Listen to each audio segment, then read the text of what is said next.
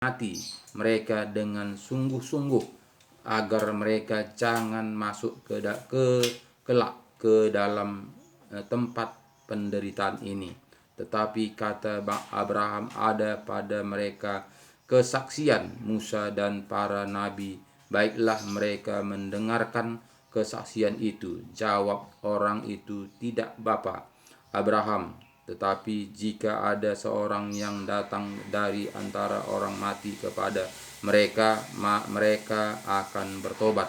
Kata Abraham kepadanya, jika mereka tidak mendengarkan kesaksian Musa dan para nabi, mereka tidak juga akan mau diyakinkan sekalipun oleh seorang yang bangkit dari antara orang mati. Jadi Bapak Saudaraku yang saya kasih, di dalam nama Tuhan Yesus sangat jelas firman Tuhan yang mengatakan kepada kita, karena ini semuanya adalah dalam pikiran manusia. Jadi jelas ini tadi, sebab masih ada. Jadi orang kaya tadi kita melihat di sini, katanya dia karena tidak lagi bisa ditolong, sehingga dia berpikir ada di rumah bapaknya 5 lagi saudaranya, supaya dia jangan nanti sampai ke tempat ini. Itu kata orang kaya itu, peduli dia kepada saudaranya.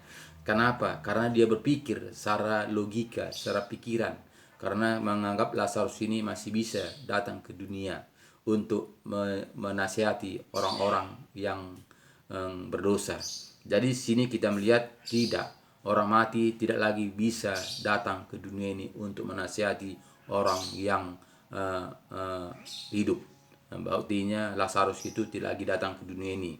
Bahkan juga orang kaya tadi tidak lagi datang ke dunia ini untuk menasihati bapa dengan saudaranya 5 orang itu.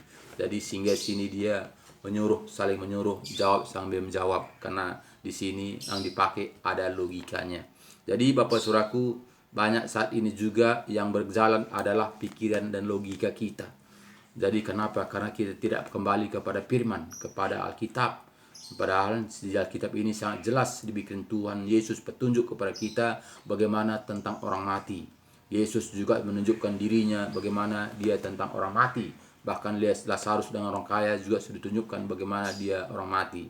Tapi namun begitu manusia tidak percaya, sehingga masih mengandalkan orang-orang mati bisa masih memberkati.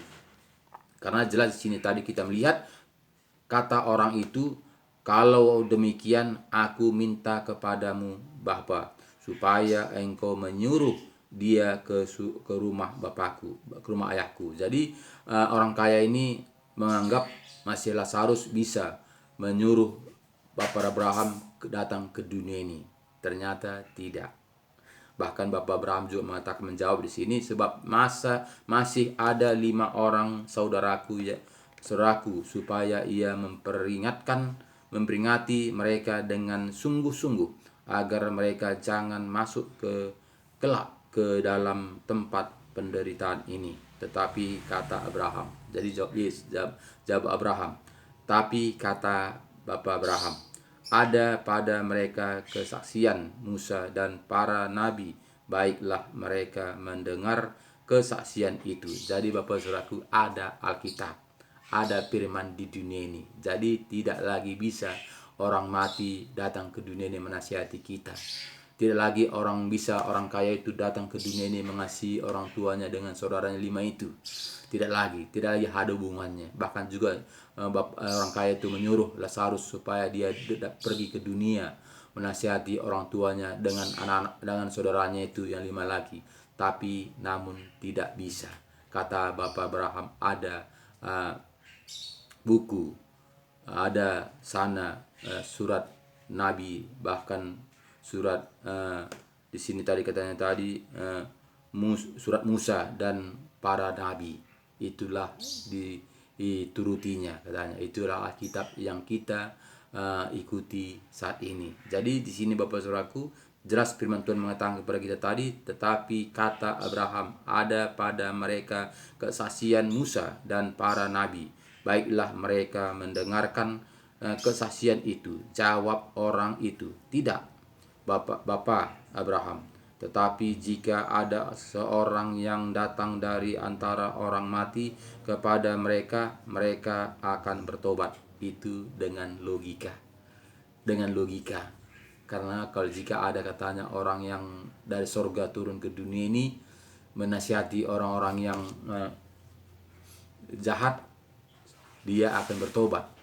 Ternyata tidak lagi ada hubungan orang mati dengan orang hidup. Jadi jelas Bapak Saudaraku, sini kita melihat sehingga ayat 31 mengatakan, kata Abraham kepadanya, jika mereka tidak mendengarkan kesaksian Musa dan para nabi, mereka tidak juga akan mau diyakinkan sekalipun oleh seorang yang bangkit dari antara orang mati. Jadi tidak ada artinya. Jika kita tidak kembali kepada Alkitab, tidak ada artinya. Jadi Bapak Saudaraku yang saya kasih dalam nama Tuhan Yesus, supaya kita mengerti, tidak lagi ada artinya jika kita tidak kembali kepada Alkitab. Jadi Bapak Saudaraku, marilah buka hati kita, kembalilah kepada Alkitab. Baca Alkitab ini, undang Roh Kudus masuk dalam hati kita, supaya Roh Kudus menuntun, membimbing, menyertai, menopang kita, membukakan rahasia kebenaran firman Tuhan. Jika dengan akal kita, jika dengan kepintaran kita, jika dengan kehebatan kita tidak bisa mendapatkan sama seperti orang kaya tadi. Dia tetap mengandalkan logikanya, dia tetap mengandalkan pintarannya, sehingga dia berdalih terus, sehingga dia menyuruh terus. Kenapa? Karena yang dia bekerjakan pakai logikanya. Jadi Bapak Saudaraku, marilah kembali kepada Alkitab.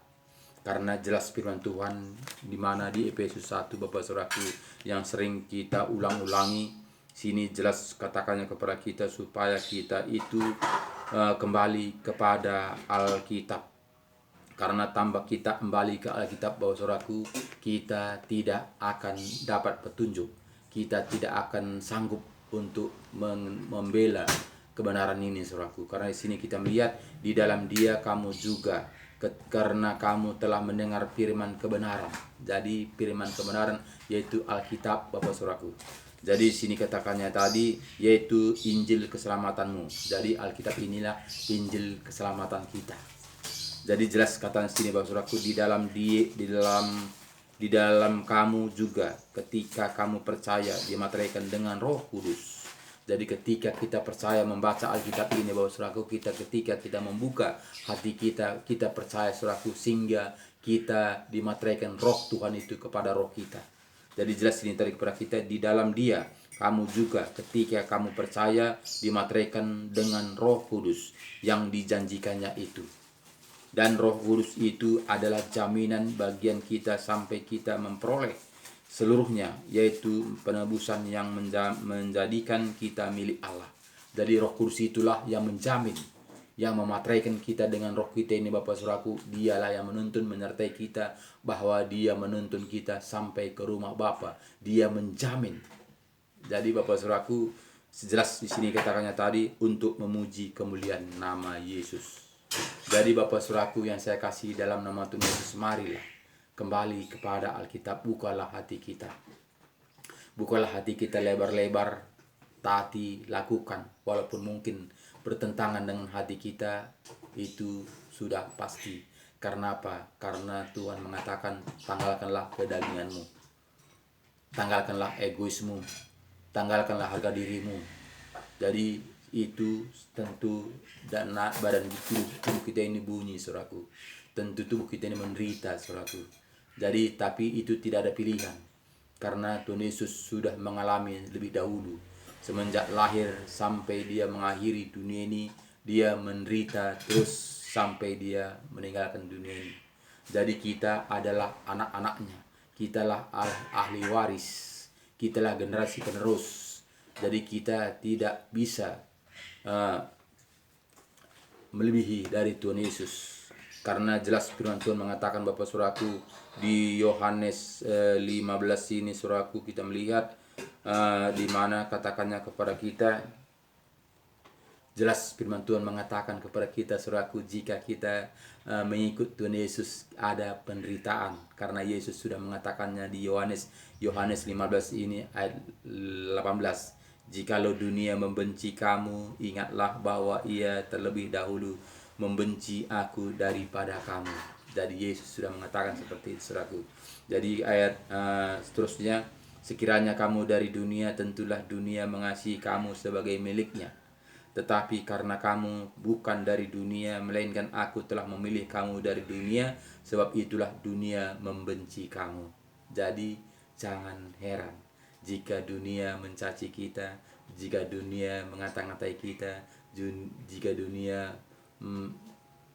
menganiaya kita. Jangan heran, karena kita numpang di dalam dunia ini.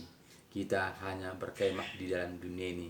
Kita harus sadar Bapak Saudaraku, kita bukanlah anak-anak dunia ini, walaupun kita masih hidup dalam dunia ini. Karena apa? Karena kita sudah dipilih dari dunia. Karena Yesus sendiri mengatakannya. Segi jelas ayat 19 tadi mengatakan kepada kita, sekiranya kamu dari dunia, tentulah dunia mengasihi kamu sebagai miliknya. Tetapi karena kamu bukan dari dunia, melainkan aku telah memilih kamu dari dunia, sebab itulah dunia membenci kamu. Jadi jelas firman Tuhan mengatakan, saudaraku, ingatlah apa yang telah kukatakan kepadamu, seorang hamba tidaklah lebih tinggi daripada tuannya. Jadi jelas katakannya tadi, kita tidaklah lebih tinggi dari Tuhan Yesus. Sedang Tuhan Yesus saja dicaci, dihina, diejek, diolok, bahkan disalibkan. Apalagi kita tidak lebih.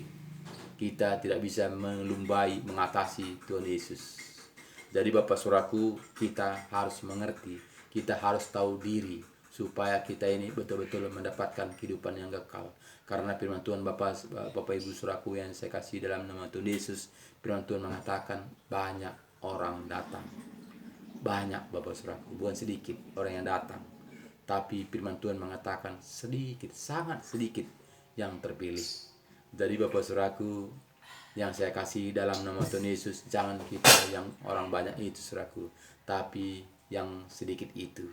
Katanya sempit, lebar ke api neraka, sempit dalam surga.